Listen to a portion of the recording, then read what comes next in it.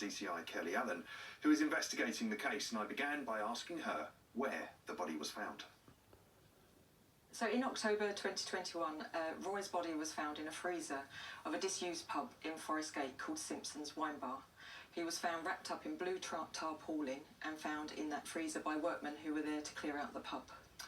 And what have you managed to find out about the man that was inside? Yeah, so we know that Roy, he was 70, he was quite vulnerable, he had limited family, he had a social worker. He'd been reported missing in 2012. We know that he worked at Simpson's Wine Bar when it was still functioning, and he was kind of an ad hoc security guard. And what, so far, have you been able to piece together about what actually happened to him? Yeah, it's been really challenging because of the passage of time that's passed. We know that he had rib injuries when he's been examined, but we haven't been able to fully identify what actually killed him. Okay, and at this point, you believe he may have even been stored in that freezer for up to nearly 10 years. Yeah, I believe that that's a strong possibility that he was killed and then placed into the freezer in the basement of that pub.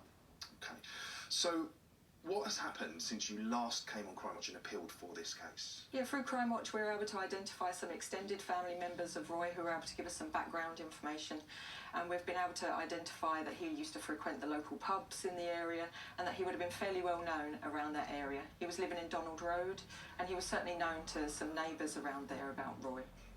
Following Crime Watch, we've arrested one person and we've interviewed another under caution, but we're still really looking for people who can tell us what was happening to Roy in the weeks and months leading up to his death. It could be absolutely crucial information that people are withholding at this stage. If anyone needed that further incentive to come forward, what would you say to them? Yeah, we absolutely need people to come forward. There is a £20,000 serious case reward leading for information leading to the arrest and prosecution of the offenders, and we urge people to come forward. Kelly, thank you. So, think back. Were you in the Forest Gate area of London during 2012? Did you live on Donald Road in 2012? Or maybe you were even a neighbour of Roy's? Or did you go to the wine bar where Roy worked? If you know anything at all, do get in touch. The contact details are on your screens.